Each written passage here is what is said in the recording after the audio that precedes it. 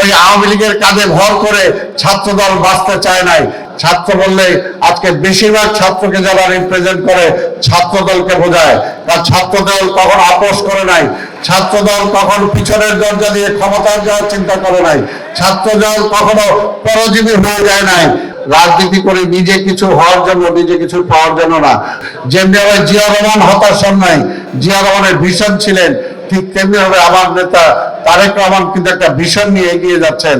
দলটাকে কিভাবে গড়ে তুলবো সবকিছু শিক্ষা কিন্তু শহীদ রাষ্ট্রপতি জিয়া রহমানের মধ্যে আছে। নিজেকে গড়ে তোলার জন্য দেখেন তিনি একজন আদর্শ মানুষ ছিলেন, তিনি একজন আদর্শ পিতা ছিলেন, তিনি একজন আদর্শ সরকার প্রধান মানে সংসার প্রধান ছিলেন।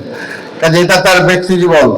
তার রাষ্ট্রীয় জীবনে দেখেন, রাষ্ট্রীয় জীবনে আসার পরে তিনি রাষ্ট্রটাকে যখন বাংলাদেশ নামে রাষ্ট্র থাকবে কিনা এমনি একটা হুমকির মুখে চলে গিয়েছিল, তখন কিন্তু এই রাষ্ট্রটাকে তিনি আবার মজবুত পায়ের তলায় ভিত্তির উপর দিয়ে তিনি দাঁড় করিয়েছেন।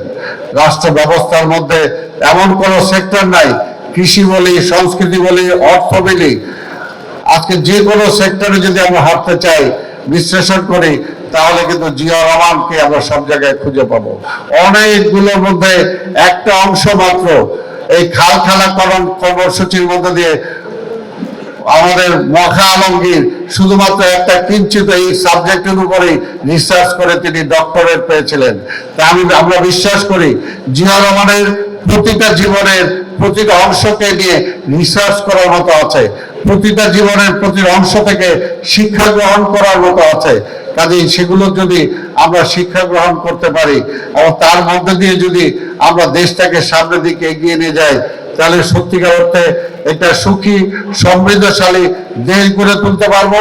এবং তার নীতি অনুসরণ করে যদি আমরা দলটাকে গঠন করতে পারি, দলটাকে নিজের একজন আদর্শ কর্মী হিসাবে নিজেকে প্রতিষ্ঠিত করতে পারি। আমরা সবাই মুখে স্লোগান দেই আমরা জিয়ার সৈনিক, কিন্তু জিয়ার সৈনিক হওয়া অনেক কষ্টের। জিয়া সৈনিক হওয়া অত সহজ না।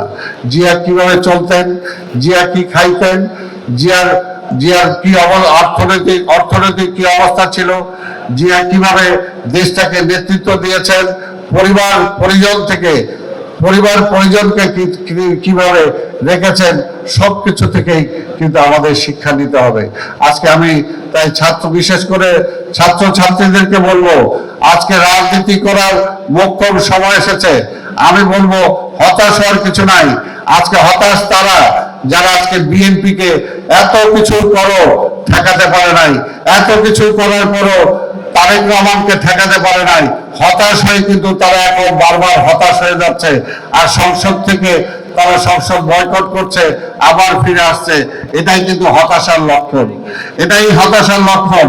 আর আমাদের নেতা তারেক রহমান তিনি কিন্তু হতাশার নেই নিয়ে তিনি আজকে রাজনীতিতে আছেন, সেই স্বপ্ন নিয়ে, তার ভিশন নিয়ে তিনি কিন্তু সরকার পরিচালনা করছেন। কে কি বললো তাতে কিছুই আসা যায় না। সবাই বলেছিল যে তারেক রহমান এত কিছু, এই ফ্যামিলি কার্ড বলছে, কৃষক কার্ড বলছে, আজকে ক্রীড়াবিদ কার্ড বলছে, এগুলো টাকা পাবে কোথায়? এবং সারা বিশ্বে আজকে একটা অর্থনৈতিক মন্দা অবস্থা চলছে। এই অবস্থায় কিন্তু তারেক রহমান পিছিয়ে নাই। তারেক রহমান কিন্তু একবারের জন্য কোনো হতাশা প্রকাশ করেন নাই, যে হতাশা আমরা দেখেছি স্বাধীনতার পরে গ্রাস করেছিল শেখ মুজিবকে। যেমনি ভাবে জিয়া রহমান হতাশন নাই, জিয়া রহমানের ভিশন ছিলেন, ঠিক তেমনি ভাবে আমার নেতা তারেক রহমান কিন্তু একটা ভিশন নিয়ে এগিয়ে যাচ্ছেন। আজকে সমস্যা আছে, এই সমস্যাগুলোকে জয় করে তিনি সামনের দিকে এগিয়ে যেতে চান। এটাই হলো তার ভিশন, এবং তিনি মনে করেন না যে তিনি সেটা পারবেন না। কাজে আজকে বলবো তার উত্তরসূরি হিসাবে আজকে আমরা যারা বিএনপি বা ছাত্র দল করি, আজকে আমাদেরকে মনে রাখতে হবে আদর্শটাই হলো আমাদের মূল। আমরা কি দিতে পারলাম? কাজে আমরা রাজনীতি করি মানুষকে দেওয়ার জন্য, রাজনীতি করি নিজে কিছু হওয়ার জন্য, নিজে কিছু পাওয়ার জন্য না। আমাদের ছাত্রদের থেকে শিক্ষা গ্রহণ করা আছে যে বিগত আন্দোলনে স্বাভাবিকভাবে ছাত্র বললেই শুধু ওই কিছু ছাত্রকে বোঝায় না, ছাত্র বললেই আজকে বেশিরভাগ ছাত্রকে যারা রিপ্রেজেন্ট করে ছাত্র দলকে বোঝায়। কারণ ছাত্র দল কখনো আপোষ করে নাই, ছাত্র দল কখনো পিছনের দরজা দিয়ে ক্ষমতায় যাওয়ার চিন্তা করে নাই, ছাত্র দল কখনো পরজীবী হয়ে যায় নাই, ওই আওয়ামী লীগের কাঁধে ভর করে ছাত্র দল বাঁচতে চায় নাই। বা আমাদের নেতা জিয়া রহমান ছাত্র দল জন্মই দিয়েছিলেন। এই দেশের রাজনীতি আজকের এই দেশের রাজনীতি অবস্থায় আসবে, এই অবস্থায় সঠিক রাজনীতিটা ছাত্র দল ধরে রাখবে, বিএনপি ধরে রাখবে, দেশটাকে ধরে রাখবে, দেশের গণতন্ত্রের জন্য লড়াই করে যাবে। এটার জন্যই কিন্তু তিনি ছাত্র দল প্রতিষ্ঠা করেছিলেন।